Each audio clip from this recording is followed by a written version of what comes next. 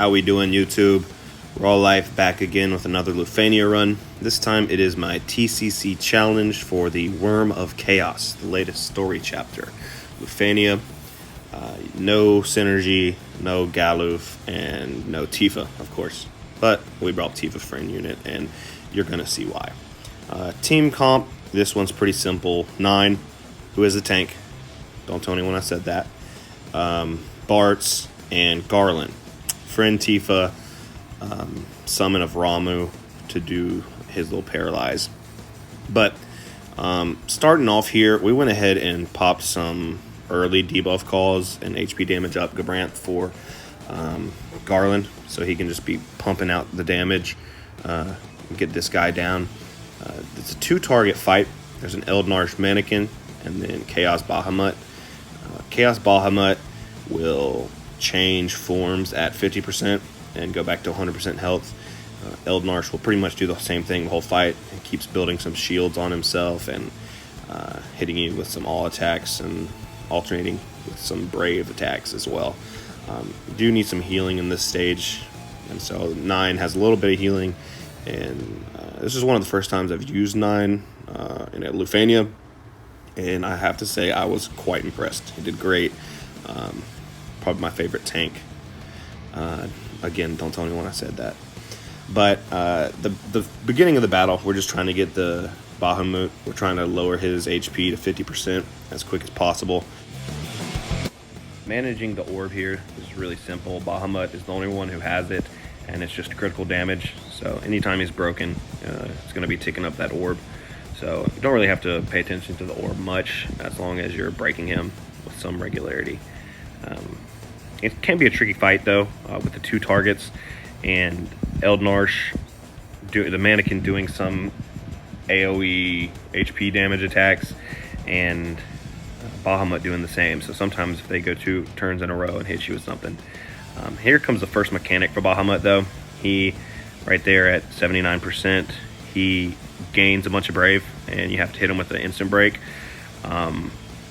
He's going to use an all attack after this anyway, but if you break him, it's not as strong. We went ahead and used Bartz LD, broke him, and he flinches, but he's still going to hit us with a pretty solid HP AoE attack. So I kind of built up a brave a little bit here, and he used Inferno instead of Inferno Plus. Didn't really do anything. But it does avoid damage mitigation, HP damage. So it actually hit through 9's White Knight buff, and then the second AoE attack from Eldnarsh Mannequin that was eaten by our tank. 9 is a tank confirmed. So once you get through there, the next threshold is pretty much his 50%. At 50%, he's going to go into Gestalt mode, and it gets a lot more dangerous. You've got to make sure you either paralyze him or don't let him move. He's undelayable except for with break delay. So we'll get more into that once he gets down there. But at this point, we're just trying to manage where in the turn order everyone is.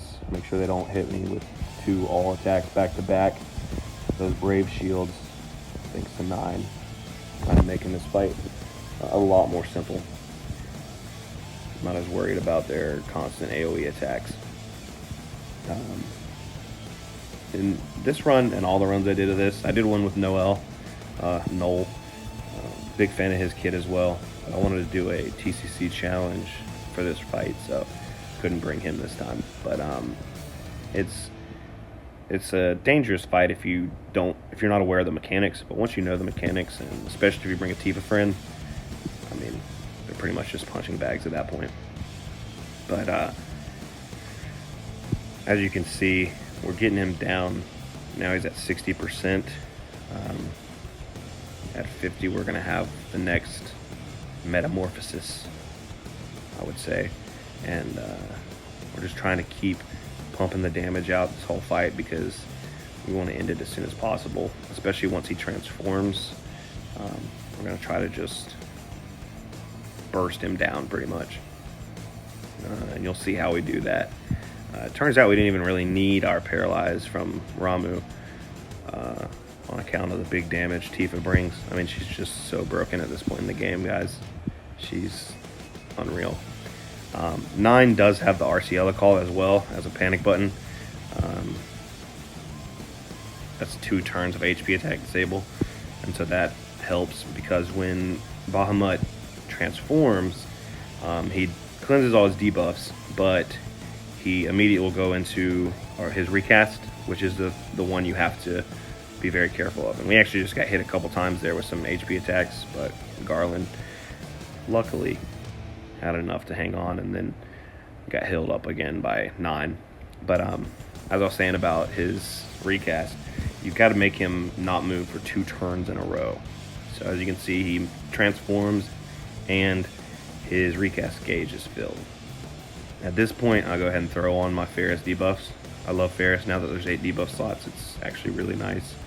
And I'm going to immediately burst, because the idea here is to completely destroy Bahamut as fast as possible, so you don't have to deal with the recast multiple times. The plan here is to get Bart's burst effect up to 3 and then bring in Tifa and just go to work. But we're going to use 9's call for, he's got an RCL call, as I said, and that'll give us 2 turns of HP attack disable on both enemies. And after Bahamut's unable to move 2 turns in a row, then he loses concentration and the recast gauge goes away. So go ahead and use our RCL calls to lock these guys down for 2 of their turns, and then it's time to go to work with some heavy DPS. 9 is going to make way for the Tifa friend, and she's going to single-handedly melt the Bahamut here. Covered in debuffs, as you can see, the most important of which is the HP attack disable. And as you can see, you cannot delay him except for break delays. So we're working on getting Bartz's BT effect up as high as possible, and then it's time for Tifa to do some work. As you can see, even her battle cry is doing like 300k, LD is doing 750k. He's already down to 53% just from 1 rotation of that. Garland is going to keep kind of keeping an eye on the Eldnar's mannequin, making sure that he doesn't cause too much damage. We can push him back while the others focus down Bahamut, so that's kind of nice. Tifa again, just, I mean, sensational. It's outrageous the kind of damage she's doing right now at this point in the game. I don't even know whose Tifa this is, but shout out whoever's Tifa this is, I think. His recast gauge is still filled, but he's got 1 more turn of HP disable, and once that falls off, his recast gauge will be moved down again. He has to move a couple more times before he can do his big recast.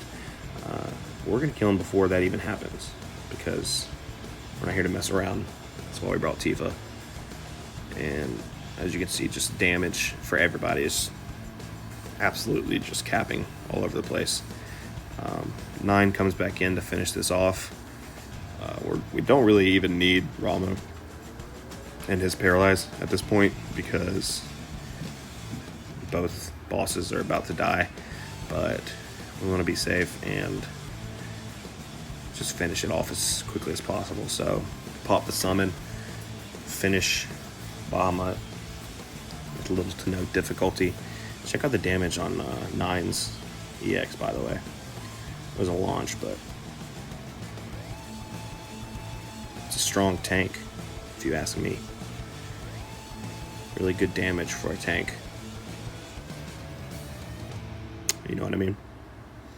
And that's about it, man.